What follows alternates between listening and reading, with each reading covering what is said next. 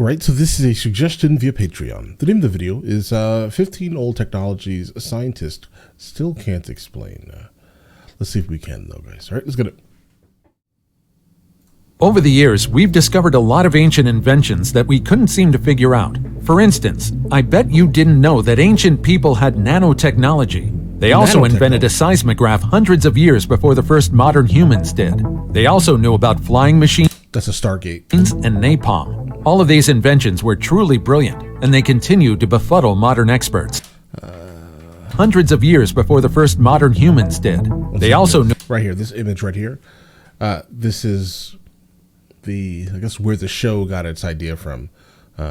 For Stargate, this is the Stargate. About flying machines and napalm. I wouldn't call that ancient technology because we don't really know what it does. We can theorize what it does, but there's no real concrete evidence on what exactly it does. These inventions were truly brilliant, and they continue to befuddle modern experts. In this video, we'll take a look at some of the most mind-boggling ancient inventions and artifacts that are still shrouded with mystery to this day. From the living stones of Sacsayhuaman to the mysterious Roman concrete, here are 15 old technologies scientists still can't explain. Roman concrete? That sounds interesting. Number 15. The living stones of Sacsayhuaman. Okay. Located near the outskirts of the city of Cusco in Peru is the walled complex of Sacsayhuaman. Yeah, this place always confused me. Similar to the pyramids in Egypt. I don't understand how they were able to move such large stones and shape. I think this is probably this area here was probably shaped much better than the Egyptian pyramids. The Inca built this complex with dry stone walls in the 15th century. At first glance, you would think that the entire complex is ordinary. But if you take a closer look, you'll realize the sheer brilliance behind its construction. The dry walls in Sacsayhuaman are made of stones weighing up to a staggering 200 tons. Each of these stones were stacked on top of each other to form the walls. Each stone was cut precisely to fit into each other, and it's almost impossible to have this level of precision during their time. Experts believe that it took more than 20,000 men just to extract the stones from the nearby quarries and transport them 20 kilometers to the hill of the city of Cusco. Okay, so they used the same people that quarried them, the 20,000 people that quarried the stones, to also bring the stones. I'm guessing they had some type of pulley system to probably put them in place. Some people claim that perhaps the Inca pounded rock after rock for countless hours until they attained the final shape they were looking for. The entire site is considered to be an architectural and historical wonder. Despite many attempts to discover how the Inca managed to cut the stones and build the stone walls, the answer remains a mystery. Before we go on, like this video, smash the subscribe button, and click the notification bell right now. Number 14. Mysterious sound effects of Malta's Hypogeum Hal. The Hypogeum of Hal Saflieni was accidentally discovered by construction workers in 1902. The following year, the underground structure was eventually excavated, and archaeologists were immediately shocked by how amazing the entire subterranean structure was. The entire hypogeum was carved out of limestone and served as a sanctuary before it was converted into a necropolis. It's the only known underground Bronze Age structure, and it's astounding to think about how it was constructed more than 5,000 years ago. While the entire hypogeum was incredible, one particular room captured the interest of researchers, the Oracle Chamber. Researchers noticed that any sound created inside the Oracle Room was magnified 100-fold. Not only that, but if one person uttered several words inside the room, they would be heard throughout the entire structure. Although the acoustic properties of the hypogeum are still being studied, there are still a lot of things people don't know about it. Right. Guys, keep in mind, there are a lot of things that we still don't really truly understand about our planet, right?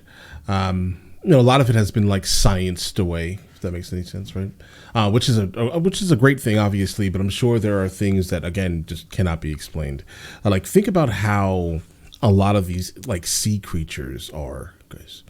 A lot of them have a lot of weird things that humans can only dream to have, right? At least attributed to them, at least, right? So just imagine, there are a lot of things we still don't really understand about us, I'm sure, right?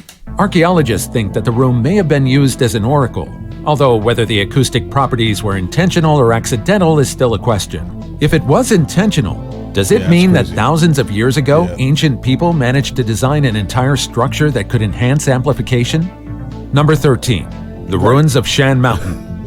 About 20 kilometers to the east of Nanjiang, China, along the side of Yanmenshan Mountain, is the Yangshan Quarry. This quarry is known to be one of the most mysterious locations in China, with a massive stone being its claim to fame. In 1405 AD, the emperor's son ordered the construction of a massive stele, which is another name for a commemorative monument, to be built for the Ming Shaoling Mausoleum. He chose the massive stones on the mountain quarry as the material. However, midway into cutting and transporting the stones in the quarry, the workers realized that the blocks were far too big for the construction of the stele. The workers ended up abandoning the entire project, leaving behind huge rocks with missing chunks.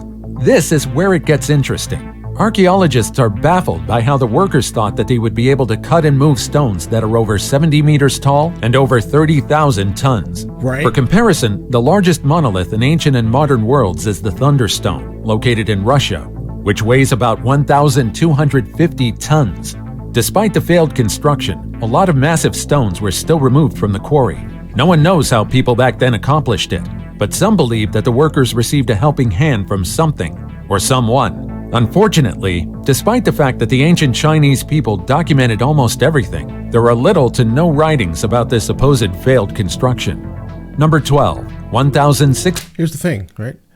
If you think about this very specific thing here, right? He's right. It's weird. Like, imagine. You cut that thing because your idea was to move it. So in your head, you thought it was possible, right? And if you think something is possible, it's probably because you have some type of knowledge of someone else doing it, right? So who and how and what was their plan here, guys? 600-year-old goblet proves that the ancient Romans knew nanotechnology. This is a goblet that's roughly about 1,600 years old. It's a Roman chalice that bears a scene depicting King Lycurgus of Thrace, and for this reason, it's known as the Lycurgus cup. You might think that this is nothing but an ancient goblet, but this is actually an example of Roman nanotechnology. The chalice appears jade green when lit from the front, but if it's lit from behind, it turns blood red. This property puzzled scientists for many years until 1990, when a team of researchers in England analyzed the cup and discovered that the artisans who created the chalice dabbled with nanotechnology. To get the color-changing property of the chalice, the Romans infused the glass with particles of silver and gold. This made the particles extremely small, less than 1,000th the size of a grain of table salt, to arrive at this incredible property. Researchers today think that it's impossible that the Romans created the chalice by accident. It appears that they knew exactly what they were doing when they were mixing all the materials. Researchers think that in the future, this Roman nanotechnology may one day be used to make handheld devices for detecting pathogens in people's saliva. It's amazing that inventors today get inspiration from ancient technology to develop modern tools. Number 11, the disc that might be an ancient typewriter. This elaborate clay disc is called the Feistos Disc. It most likely dates back to the middle of the late Minoan Bronze Age, about 4,000 years ago. This mysterious disc was discovered. I'm guessing they were putting some type of paper, maybe, over it, and just shading, so they can like quickly get the designs. In 1908, in the Minoan Palace of Feistos, and since then, this artifact has been puzzling researchers. The creation of the disc itself is a mystery. Experts think that metal stamps or metal dies have been used to imprint the symbols on the disc. After stamping the designs, the disc was then baked at a very high temperature, sealing the material and the symbols. This method is incredibly unusual, and it wasn't used until about 600 years ago, which meant the creation of the Feistos disc was way ahead of its time. Each symbol in the disc was individually stamped, which meant more than 200 metal dies were created. This led researchers to believe that more discs have been created, but so far, no other discs were found around the area. Furthermore, no metal dies with a strange symbol were ever found on the site. Many researchers also still don't know the purpose of this disc. Some believe that this was supposed to be an ancient typewriter, while some believe that this disc contains a song, a poem, or a ritual of some sort. All we know is that this disc is most likely Cretan in origin, and it's written in a version of the Minoan language that dates back from 1850 to 1550 BC. However, it might take us a while before we can truly decipher the meaning behind the strange symbols. Number 10. Ancient flying machines. Yeah, that one is cool, guys. It's no question that India has... But the fact that you called it a typewriter, now I can't see it as anything else but that. It looks like they were using it to, I guess, they're saying that they were using it to stamp things, but I would have said more like shading over the indentations. But either way, I mean, yeah, it makes sense. Several of the most I wish we would have gotten like somewhat of a translation, but I understand there are no translations. brilliant minds in the world. For instance, Indian mathematician Aryabhata first used 0 as a symbol, and inventor Ajay V. Bhatt made the Universal Serial Bus, or USB, that is widely used today. But did you know that the most intriguing Indian creation is a flying machine known as Vimanas? Vimanas, also known as Rathas, are often depicted as flying chariots, but they're also sometimes illustrated as flying palaces. These amazing flying inventions are often mentioned in Sanskrit epics and Hindu texts. Okay, so I'm guessing this is probably mythical, guys. Several literary works also talk about gods who fight against evil forces while riding this strange aircraft. These flying machines differ in characteristics, and a person must be knowledgeable enough to drive them. There are even instructions on how to fly them, and they're pretty precise. Some texts describe a Vimana that could travel incredibly long distances in a short amount of time, and there are even some that could launch lethal attacks.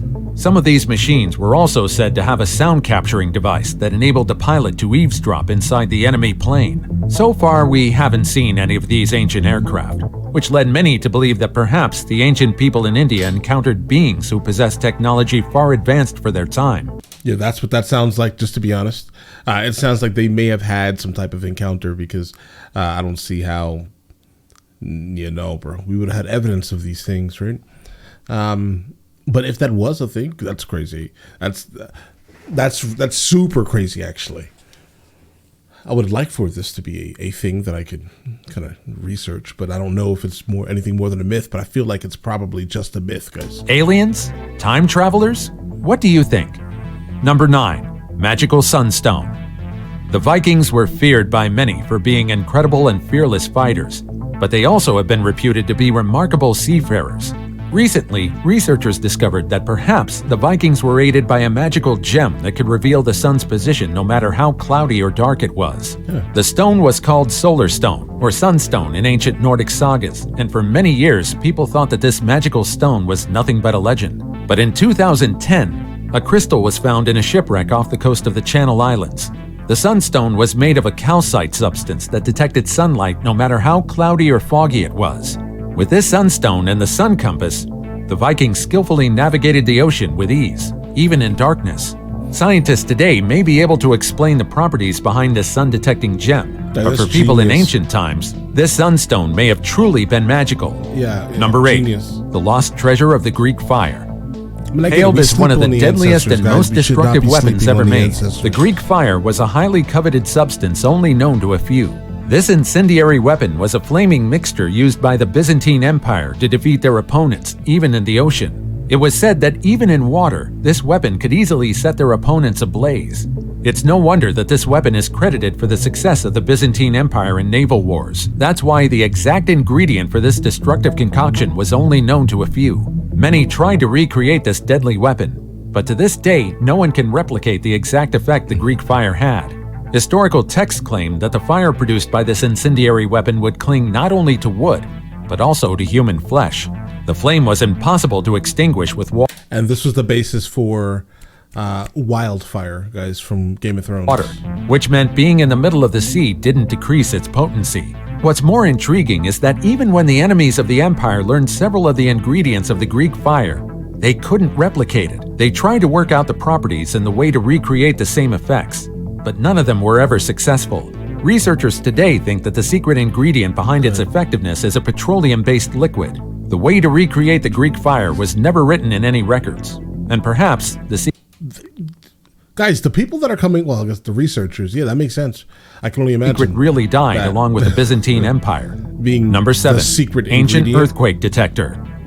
You might think that this is just an ordinary ornamental vase, but this is actually the world's first seismoscope. This creation was the brainchild of Chinese astronomer, mathematician, and engineer Zhang Heng. Zhang presented this ancient earthquake detector in the year 132 CE to the Han court. Needless to say, many were quite confused as to how to use his invention at first. Seismoscopes are instruments that indicate the shaking of the earth during an earthquake. Zhang's seismoscope in particular was sensitive enough to detect the direction where the earthquake came from. Around the vessel are 8 dragon heads facing the 8 principal directions of the compass. Underneath, you can see large toads with open mouths facing toward the dragons. When an earthquake occurs, the pendulum inside the jar would knock the ball inside a dragon's mouth and drop it to the mouth of the toad underneath. Even though people couldn't feel the earthquake, this invention managed to tell where the tremors on the ground came from. For this reason, Zhang called this invention the earthquake weather vane. Back then, Zhang didn't have any way to... The thing about it is, funny enough, this one here, to say that this one can't be explained, bro, you guys are explaining it perfectly. I think that's obviously what it is, right? It's incredibly genius. Prove that his invention worked. Today, genius. We have tools that can easily simulate an earthquake, and researchers can freely test any tools that they have. Zhang was met with skepticism until one of the balls finally dropped. People doubted him further when the ball dropped, because no one nearby felt an earthquake. The people only believed Zhang when days after the ball dropped, they received news about a massive earthquake that originated hundreds of miles away in the direction the jar indicated. Unfortunately, no surviving replica of this seismoscope was ever retrieved, and to this day, we still can't recreate the exact mechanism of this ancient earthquake detection tool. Number 6. The Doorway of the Gods in Peru. This is the Aramu Muru, located near Lake Titicaca in Peru. This mysterious structure was discovered in the... Bro, thank you for pronouncing it like that. I appreciate you thoroughly, because that would have definitely flagged this video, bro. Muru, located near Lake Titicaca in Peru. This mysterious structure was discovered in the early 1990s, and it's believed to be an abandoned Incan construction project. The entire stone is about 23 feet square with a strange door-like shape carved into it. There's also a small alcove or nook in the stone, big enough to fit a person. No one knows what's inside of it, and no one knows the exact purpose of why it was made. Nothing is inside of it, bro. It literally ends at the wall.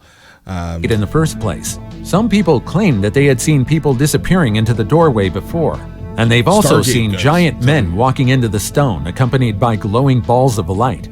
For this reason, the strange stone has been named the Gate of the Gods, and many paranormal experts from all around the world travel to the ruin in hopes of witnessing the strange activities around the stone.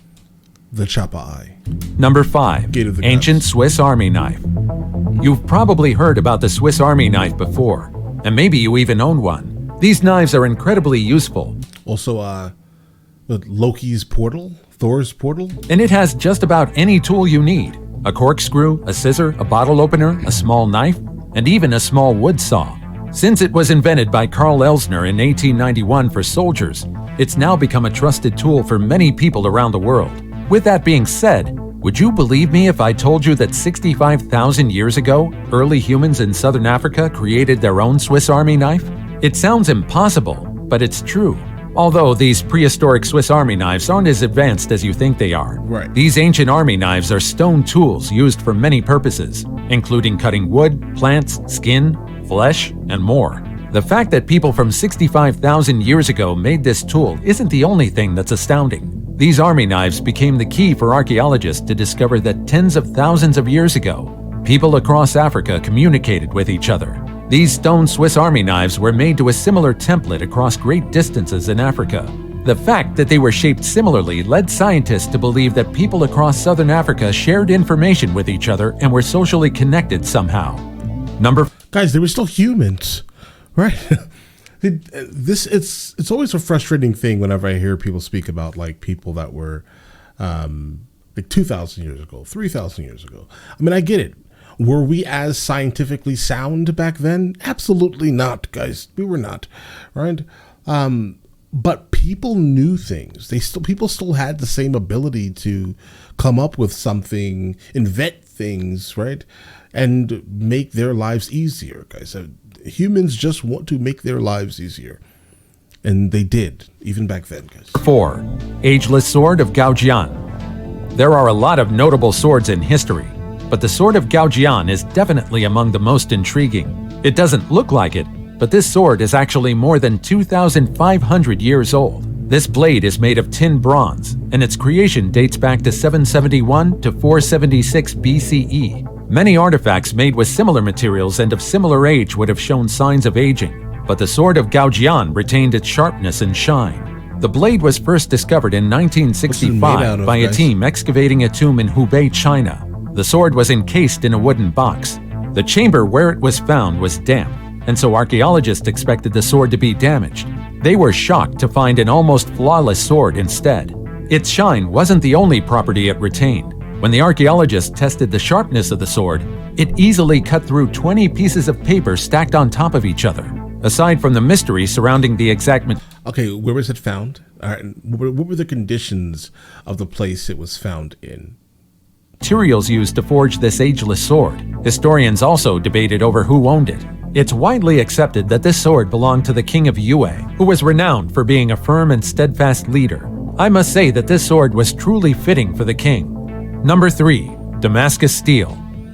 A good weapon is one of the things a warrior should have, and that's exactly why Damascus Steel was highly coveted during its peak. This mythical steel possessed not only a striking appearance, but also flexibility and strength. During the Crusades, many European warriors talked about unbeatable swords that the Muslim soldiers used. Centuries ago, this material was known as woot steel, and it was among the best in the world. It was highly coveted as a material because every sword made with it was stable and flexible at the same time. There is no question that nothing beats Damascus steel. That's why to this day, a lot of bladesmiths still want to know the exact recipe to recreate the strength and flexibility of this material. Valerian steel. So far, no one has been able to recreate true Damascus steel successfully. Some people have discovered what it was made of, but the exact way it was smelted or created can't be replicated by anyone today. Number 2. Ancient doctor who performed rhinoplasty more than 2,000 years ago. When do you think the very first successful surgery was done? You might not believe me, but one of the hardest surgeries was accomplished about 2.5 millennia ago. This is Sushruta. He was an ancient Indian physician and surgeon whose name is still remembered to this day. You'd be surprised to hear how much he accomplished in his time. This ancient doctor accomplished over 300 surgical procedures and made over 120 surgical instruments. Not only that, but he was a person who performed intricate cataract surgeries and even rhinoplasty, despite the practice being way too far ahead of his time. Unlike today, when plastic surgery is mostly done for cosmetic reasons, Sushruta performed it more for reconstructive purposes. Although he documented exactly how he performed rhinoplasty, how he knew it would work is still a question to this day. Without any modern tools or medicine available, Sushruta made use of leaves, castor oil plants, licorice powder, red sandalwood, barberry plants, and sesame oil. I know, it sounds more like a grocery list, but these medicinal plants became the key to Sushruta's successful surgeries. The lack of tools and medicine is one of the reasons why a lot of people look up to him for his sheer skill and brilliance to this day. I mean, that just means that for him to be this good, or that good, let's say, there have been a lot of people that probably lost their lives in that, right? Like, think about that for a second. Like, the amount of times he's had to perform autopsies, for example, right? In addition to his surgical feats, Sushruta also wrote about the use of wine as anesthesia and the use of leeches to keep wounds free of blood clots. Learning about what he's done makes me all the more thankful for all the medical inventions we achieved during contemporary times. Right. Number 1. Roman concrete was better than modern materials.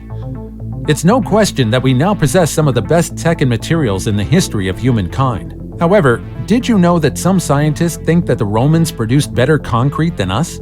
Even after thousands of years, many concrete Roman structures still stand across Europe to this day. This is a stark comparison. That's Segovia. Concrete Roman structures. This right here. This is in Spain. Still stand across Europe to this day. This is a stark comparison to modern concrete that crumbles in a matter of decades. For many years, researchers have been wondering what exactly the Romans put in their concrete to make it so strong. As it turns out, ancient Romans put several special ingredients in their concrete to make it stand for thousands of years. The secret is that they mixed lime with volcanic rock and added seawater. Ancient Roman concrete can last up to more than 2,000 years, even submerged in water, while modern concrete only lasts for 50 years at most. I guess we have a lot to learn about the ancient Romans in terms of concrete making. What's funny is that, like, in Spain, I live in Spain, half and half, Spain and America, and the United States of America. Sorry, apologies, guys. Right, either way, and their houses in Spain, like the way they build in Spain, like every single thing is concrete, right? So the house I live in Spain is full concrete. The walls are concrete. Everything is, even the walls inside the house are concrete. All right, everything is concrete. I definitely will not say that it's only going to last 50 years. That's not happening, bro. That's no. I'll definitely give that a couple 100 years. The house, okay, and that's just real. Everyone just does things different, culturally. But all right, listen, let me know if in the comments the next one of these type of videos that we should be checking out, and I will get to that as soon as I possibly can. All right, listen, you guys all have an absolutely amazing day and enjoy your day thoroughly.